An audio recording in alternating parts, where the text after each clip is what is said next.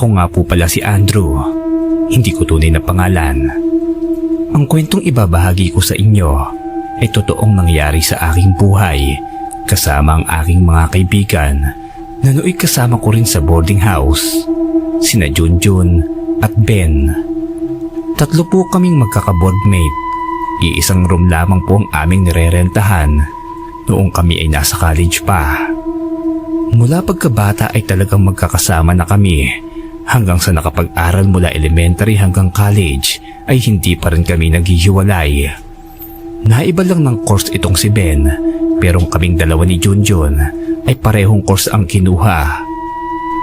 Tuwing Biyernes ng hapon, sabay-sabay kaming umuwi ng aming mga tahanan. Iisa lang din ang bus na aming sinasakyan. Medyo may kalayuan lang kasi talaga ang paaralan ng kolehiyo namin. Kaya kailangan talaga naming maghanap ng matutuluyan. Maganda ang pagsasama namin sa iisang bahay. Bali yung nirerentahan po namin ay mayroong 3 kwarto. Ang nasa 2 kwarto po, mga estudyante rin. Iisa lang ang sala. Lahat kami ay gumagamit noon. Tapos may kanya-kanyang palikuran ng bawat kwarto. Kaya naman wala ka nang hahanapin pa sa bahay na yon. Medyo may kamahalan lang talaga ang renta dito. Pero sa katayuan naman ng pamumuhay namin nila Junjun at Ben, kaya ng mga magulang namin ang ganoong presyo. Dahil may sariling mga lupain ang mga magulang namin. Katulad namin, ang mga tatay namin ay magbabarkada daw noong araw at nakakatawa nga pong isipin na kapag nag-iinuman sila, madalas naming marinig na pinag-uusapan daw talaga nila na sabay-sabay silang mag-aasawa para daw ang mga magiging anak nila ay magiging katulad ng kanilang samahan at nangyari naman po ang kanilang mga pangarap sa amin. Ngayon ay magkakasama kaming 3 na para na ring magkakapatid. Ngunit isang umaga, noong pagmulat ng mata ko noon, tanda ko po ang araw ng Biyernes yon, noong makita kong isang kasama namin sa bahay, yung katabing kwarto. Nakangiti ito habang kausap si Junjun. Tapos noong makita niya ako na nakatingin sa kanila, tinanguan ako nito. Nahalatang may gustong ipahiwatig. Maya-maya lang, lumapit na sa akin si Junjun. Andrew, siya nga pala, si Rohel, yung kausap ko kanina. Nagyayaya siya sa kanila ngayong araw. Pista raw kasi sa kanila bukas. Araw ng Sabado. Sabi niya, huwag na raw muna tayong umuwi sa atin at sumama na lang daw tayo sa kanila. Mga 2 oras lang naman daw ang biyahe. Pero sabi niya ay magaganda raw ang tanawin sa kanila. Pati na rin daw ang mga pagkain ay masasarap. Tara na Andrew, kaakusapin ko rin si Ben. Pag-aaya sa akin ni Junjun. Teka lang Junjun. Hindi pa naman natin kilala yan eh. Bakit sasama naman tayo kaagad sa kanya? Tanong ko rito. Ano ko ba naman Andrew? Araw-araw natin kasama sa bahay yan. Madalang mo lang talaga siyang makita rito. Kasi pag uwi niya galing eskwela, may trabaho pa yan. At 10 oras na ng gabi ang uwi niya. Working student kasi siya. Alam mo na, para makapagtapos ay kailangan niyang gawin iyon. Hindi naman kasi siya katulad natin na may pera ang mga magulang. Sige na Andrew. Nabuburyong na ako sa araw-araw na gawain natin eh. Mahabang panunodyo sa akin ni Junjun. Sige, basta papayag si Ben, wala akong tutol. Tugon ko naman sa kanya. Yes, promise yan ah. Tuwang-tuwang tugon naman ni Junjun. Matapos nga noon, ay tumango na lamang ako na nagpapahiwatig ng pagsang-ayon ko sa kanyang turan. Nang maya-maya lang ay agad na rin akong nagtungo sa CR at naligo na dahil may pasok pa kami noon. Nang bahagya akong narinig ang boses nila Junjun at Ben na tila ba nagtatalo. Hindi ko gaanong marinig ang kanilang pinag-uusapan pero siguradong nagtatalo sila. Sa totoo lang, napakadalang kong makitang nagtatalo ang dalawang ito. Madalas kasi ay puro kalokohan lang ang kanilang alam na gawin. Madalang o hindi ko pa siguro sila nakitang nag-usap na seryoso. Nang matapos na ako sa paliligo, agad na akong nagtungo sa kanilang harapan upang alamin ang mga nangyayari. Dito ko na nga nalaman na ayaw pala ni Ben na sumama o magtungo sa lugar na binanggit ni Junjun. Delikado raw doon. Ayaw naman niyang sabihin kung bakit delikado roon, pero nang ilang sandali pa ay sinabi ni Junjun kay Ben na hindi niya ipapamasahe si Ben pauwi ng aming tahanan. Si Ben kasi ay mahilig na magsugal sa kalye, kagaya na lang ng Caracross.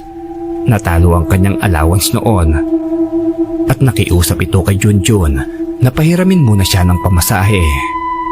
Pumayag naman si Junjun sa pakiusap ng aming kaibigan. Wala na rin kasi akong natitirang budget noong mga oras na yon, kaya hindi rin naman ako nakatango sa aming pupuntahan. Pero si Junjun, sinabi niyang sagot niya raw ang aming pamasahe kung sasama kami sa aming kaboardmate na si Rohel. Nang dahil nga sa mga sinabi ni Junjun ay wala namang nagawa pa si Ben, pati tuloy ako ay nadamay sapagkat sinabi kong sasama ako kung papayag si Ben sa kanyang hiling. Noong araw nga rin yon, matapos naming makauwi sa boarding house, sabay-sabay kaming umuwi dito nang makita namin si Rohel na nasa pintunan ng bahay. Malayo pa lamang ay makikita mo na ang napakalaking pagngiti niya sa amin.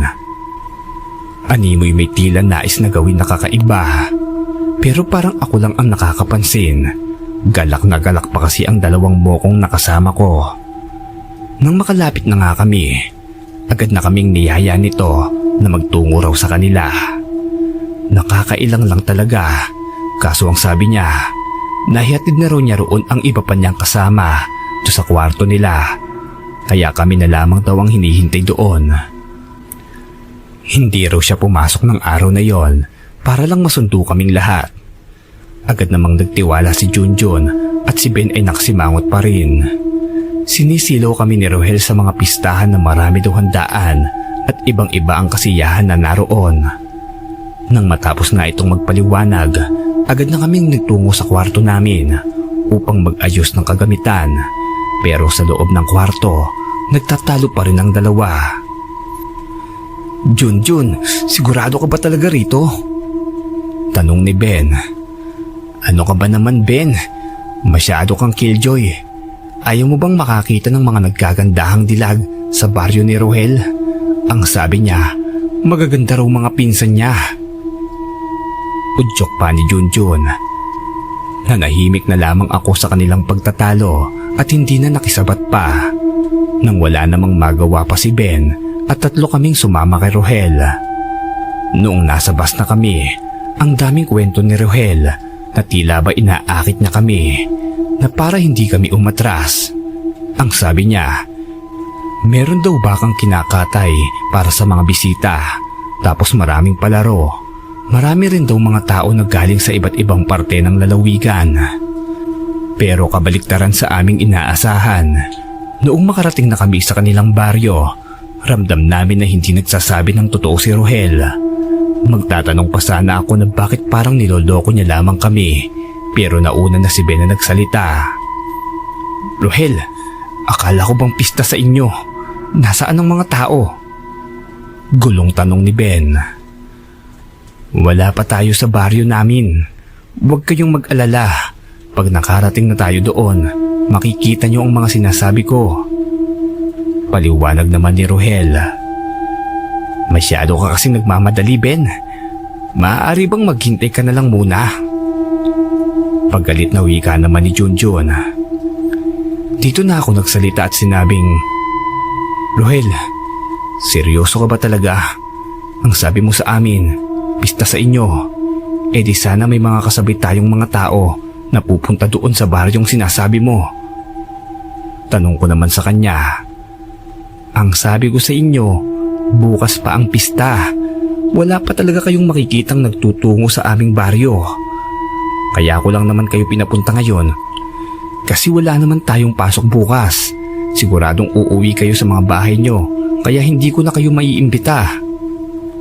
Paliwanag muli ni Rohel. O siya, maglakad na tayo. Dami niyong satsat. Paggalit na namang wika ni Junjun. Nang matapos niyang sabihin yon, Agad na rin kaming naglakad patungo sa baryo na sinasabi ni Rohel, pero maniwala kayo o sa hindi, nasa 2 oras na kaming naglalakad, paliblib na ng paliblib ang aming dinaraanan. Hanggang sa minadaanan kaming nasa 3 bahay siguro yon. Tapos magbabandang hapon na yon. Pagtingin ko sa relo ko, 4:30 PM na. Nang may lumabas na isang bahay na nandoon, isang lalaki. Nasa kaedad lang namin siguro yon nang bigla itong sumigaw. Rinig na rinig namin ang pagkakalinaw ng mensahe nito. Siguradong kami ang sinasabihan niya. "Kung ako sa inyo, hindi ako sasama dyan, mga aswang!" Wika ng lalaki. Matapos nga niyang sabihin yon, agad na lumabas ang isang matandang babae. Parang nanay niya siguro. Agad na hinila ang kanyang suot na t-shirts at pinapasok na sa loob ng bahay. Ramdam na ramdam namin ang kaba. Pagtingin ko sa mukha ni Rohel, hindi ko alam kung namalikmata lamang ba ako, pero kitang-kita ko na naging kulay pula ang mata nito at nanlilisik talaga. Nang mapapikit lamang akong saglit, nakita ko ng normal na naman ang kanyang mata. Hay, baliw talaga yan. Madalas magwala yan dito. Paliwanag muli ni Rohel. Ayun naman pala. Baliw pala yung taong yan. Dagdag naman ni Junjun. Nang dahil nga roon, mas lalo na kaming nagduda ni Ben. Parang ayaw na nga naming sumama kay Rohel. Pero si Junjun ay ayaw naman naming iwanan. Si Ben ay nakatitigan ko at tila parehas kami ng iniisip. Nang ilang saglit pang paglalakad, narating na namin ang mismong baryo nila Rohel. Napakaliblib nito at taliwas sa kanyang mga sinasabi kanina. Walang ibang tao ang naroon. Alam mong walang ibang dayo kasi ang mga tao ay mga nakahubad pa ang mga damit nila. Yung iba walang tsinelas at madudusing pa. Hanggang sa may napansin akong isang kubo roon sa nadaanan namin. Isang matanda ang lumabas ng kubo at ang nakakapangilabot sa lahat, yung hawak-hawak niyang tila kuwalya ng baka. Isang nilalangaw na karne ito, pero ang matanda, dinidilaan pa ang nasabing karne. Noong napansin nga ni Rohel na nakatitig ako sa matanda, agad niya akong tinawag at sinabihang doon daw ang kanilang tahanan. Tinuro niya yon at pumasok na raw kami. Pagkapasok namin, may isang maliit na kwarto. Doon niya kami pinapasok sa kwarto na yon. Pero magtataka ka talaga kasi yung kwarto walang bintana. Pagkapasok naming 4 doon, nagsalita si Rohel na kukuha lamang daw siya na makakain. Nang lumabas ito ng kwarto, agad niya itong isinara. Kaya naman nag-usap-usap na kaming 3 at si Ben ay sinisisi na si Junjun kasi kakaiba na talaga ang pakiramdam namin. Nakakatakot na at halata kay Junjun na natatakot na rin ito. Hindi na kasi siya kumikibo. Paano kung totoo ang sinabi ng isang lalaki kanina na aswang itong si Rohel? Dito na tayo mamamatay. Galit na wika ni Ben kay Junjun. Pero si Junjun hindi pa rin nagsasalita. Halatang nagsisisi na ito sa aming mga desisyon hanggang sa sumingit na ako sa usapan. Huwag na kayong magtalo. Kailangan nating makaalis dito. Iba na ang pakiramdam ko talaga. Wika ako sa kanila, sabay tulak sa pinto. Pero ang pintuan na aming pinasukan, nakasara. Nakalakpo ito sa labas. Mukhang inilak iyon ni Rohel. Ang kwarto pa naman ay parang gawa sa matibay na kahoy na tabla, kaya hindi mo rin basta-basta masisira.